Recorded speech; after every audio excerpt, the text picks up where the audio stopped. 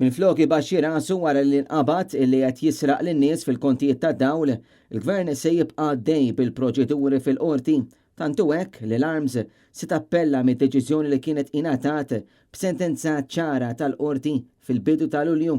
Fil-fatt, 3 ġimgħat ilu kien konfermat mill-ġdid li qed ninsterqu mill-kontijiet u l-qorti ordnat lill-Arms biex trot lura l-flus li nsterqu mingħand il-persuni li kienu fetħu din il-kawża għaliex kienu konvinti li fil-kont tad-dawl kien hemm is-serq.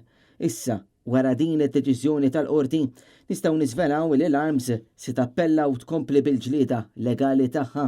Waqt li għaddej dan kollu l-Gvern xorta għadu ma refedix is-sistema tal-kontijiet li qed ħaddem l-Arms mill-Ministru Mirjam Dalli tgħidilna biss li l-proċess għadu għaddej minkejja l-weda ċara li kienet saret fil-budget illi għadda u minkejja li issa inna snin nisimgħu li hemm din il-famuża anomalija. Il-proċess għaddej wasal lejn it-tmiem tiegħu u la darba jkun lest dik ir-reviżjoni tibda tapplika mill-bidu ta' Jannar. Fil-bidu tax-xahar kellna konferma mill-qorti li l-poplu Malti u Mawċi qiegħed jinsteraq mill-kontijiet tad-dawl u l-ilma.